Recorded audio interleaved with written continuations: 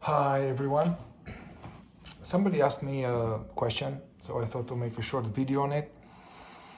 So, what is the role of movement in somatic processing? What is the role of movement? And also the person said like moving the body, or I hear talking about moving energy. So what's the role of the movement? Yeah. So that's there are different levels here, and let's say I will begin with a more like overall global understanding, movement or the body in connection to the process of awakening or the process of healing or just the process of being a healthy individual, yeah, balanced individual.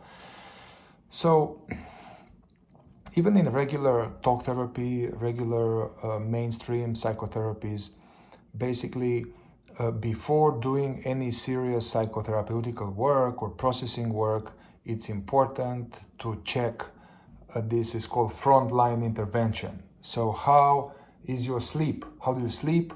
Do you do any exercise? And how is your food? Yeah. So if one doesn't sleep well for various reasons, or go to sleep very late and wakes up late, and you are on the phone in the morning and in the night and all kind of stuff that affect the sleep, there's going to be problems. There's going to be emotional, psychological, all kind of problems. Yeah. Now, if we have a sedentary lifestyle, yeah, we are not moving and we are it's become stagnant. The neurochemistry is stagnant. It would be like tamasic, low energy.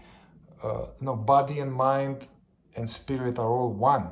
So you can't have a vibrant, healthy spirit and sitting on your ass all day long, yeah? So exercise, different types of exercise are necessary. They are like obligatory for the body, you know?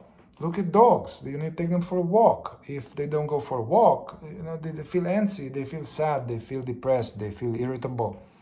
We are mammalian too, yeah? So the same with food. I'm not going to get in here now about food, but the kind of food, when we eat, why we eat, what kind of food we have, this is a big stuff, you know? I think one will need to look at this first and then go into processing deep stuff, deep trauma or deep historical triggers or unfortunate events, or so it's really important to have some kind of movement in one's life, yeah. So this is one point. Now another point is there are all of this in my area. I live in a new agey, hippie town, artsy, creative. I love it. So there's a lot of these 5 rhythms, ecstatic dance, yeah, where people are going. I'm going there too. Dancing freely, moving, no structure, allowing myself to be real, to be free. These are good practices, yeah. I mean, first of all, there's aerobic happening, and this thing of the dancing, there's some kind of expressing oneself. It's a way to metabolize some emotions, is a way to let go of stress or agitation, or,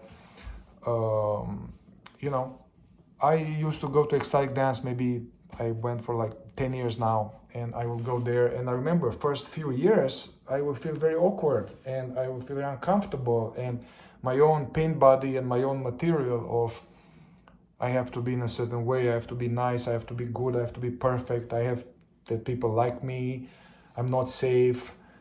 All this, although I wasn't thinking those things in my mind, it was in my body, layers in my body of these patterns. And so it was uncomfortable, it was hard to dance, and I would feel like I had to stay in one place. It was awkward, yeah. So it took me years to go. Actually, I had a great practice, which I recommend, the person who asked me about the role of movement. So this great practice that I'll make maybe a whole video about this, but it's worth mentioning. I think it's tantric or inspired by Osho dynamic meditations. So I go to a place where I feel safe, like psych dance there, or I can have a person that I trust to watch over me. So I go somewhere where I feel comfortable. I mean, you can do it in your own house, ideally, but as you get more comfortable, you can do it in public if it's a right environment. So I sit down, feet planted, like I'm just feet planted on the ground, yeah, and I have a blindfold. I blindfold myself, and I just stay feet planted, and I just shake, just shaking my jaw, shaking up, left, shaking the bottom, shaking the legs, shaking the fingers. So the exercise is to do 15 minutes of shaking while being present. Yeah, I'm present, so I'm not checking out in past or future. I'm just shaking and allowing the shaking to happen more and more. And you don't have to dance. I don't dance. I just shake. Yeah, use the music to shake.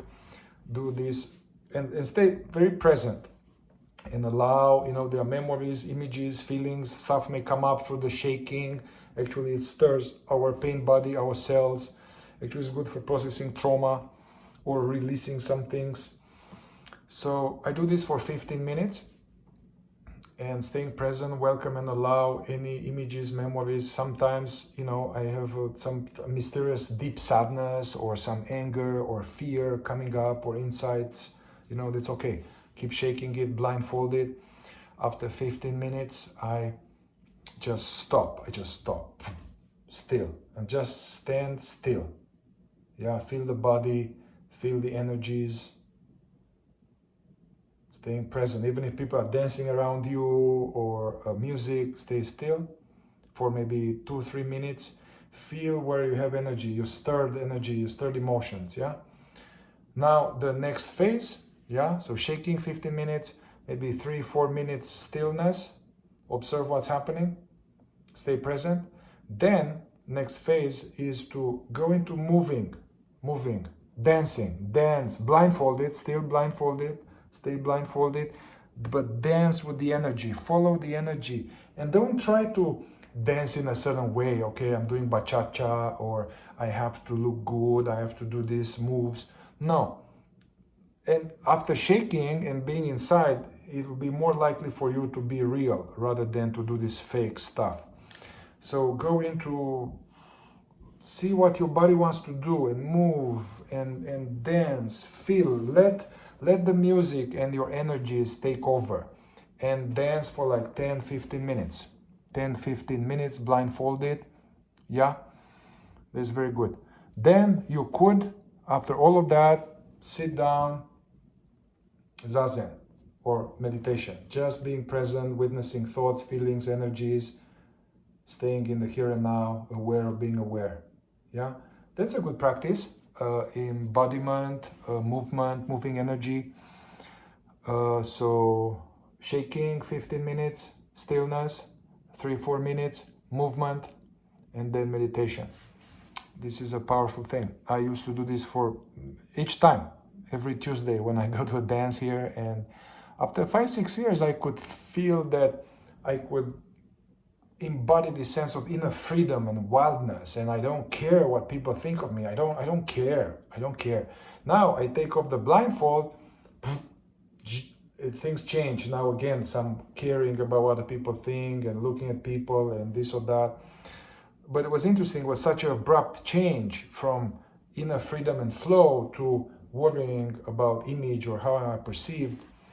Then an interesting exercise I created for myself was to, when I feel that somehow I lost the flow and inner authenticity, being lost because of the world came back, then I go back in. I close my eyes, go back to the flow, go back to myself, not care about anybody.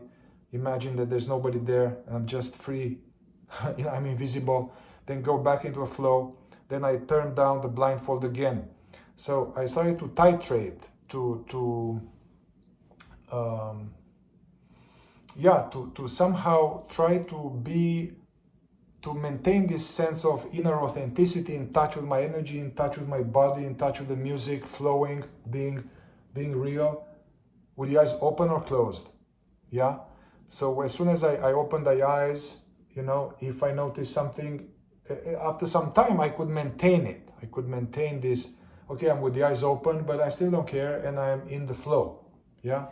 Then at some point somebody looks at me or I look at somebody or some old program comes. So being liked or seeking a person or wanting to flirt or whatever. Something comes, takes me off the groove. Yeah, so I will titrate, going in, going out, to the point that after some time, it was be very little difference if I'm with the eyes open or closed. Yeah, so that's a good practice to loosen up these inner inhibitions and sense of repressed sense of I have to be in a certain way and I have to. Yeah, we are really riddled with these programs of, oh, they think of me. Am I looking good? Am I too fat? Am I too skinny? I shouldn't be doing this. You know, this is like slavery. This is stressful. It's so much freedom to be free of that shit. And so I found this kind of movement, dancing, blindfolded practice that was very helpful. So that would be another way. Now, ultimately, there is also a trap here. There is a trap when people say, oh, I want to move energy. This is something, I feel uncomfortable. I want to move this energy. Let's move, let's shake, let's yell, let's kind of, you know, that's okay to do this. However, when I hear this, I want to move some energy, there's an implied sense of I'm resisting what's happening. There's an implied sense that I feel something that I don't like to feel, that I want to get rid of it. Yeah. So this moving of the energy has in it a sense of that I don't like what's happening and I'm resisting it. Yeah. So then this becomes a problem. Business as usual, resisting feeling, not wanting to feel sad, fear, anxiety. I'm trying to get rid of it through somatic movement. Yeah. This will work, meaning that if you shake and you move and you yell and you do certain things, that energy will go away temporarily, but the cause of that energy will still remain there. Yeah. So just shaking things off, moving energy is not going to go to the core of the issue. That bad feeling is actually a whole program, like I'm unworthy, I'm unsafe, I have to hide, I can't be myself. So those programs, they're not going to go away just by moving or dancing or shaking or doing some energy work, really. That needs more thorough investigation of the mental aspect of the thoughts and the feelings and the emotions and the memories. Yeah. So be careful about not using movement or this kind of new agey so-called somatic tools to just resist what's happening. So it's better from one angle to train the ability to bear discomfort, to welcome and allow discomfort, to notice where it is, you know, to actually do somatic processing, not just somatic resisting of what's happening, trying to make it better, but bringing awareness to these files and this or that. So I will stop the video here because I'm new to Instagram and I have to keep it short. But in this video, I didn't even get to the use of movement in somatic processing. I will make another video where I will explain how actually movement can be useful in this process of investigation. What I shared so far was some useful practices, somehow useful, as well as some warning. Yeah? Okay, stay tuned. Ciao, ciao.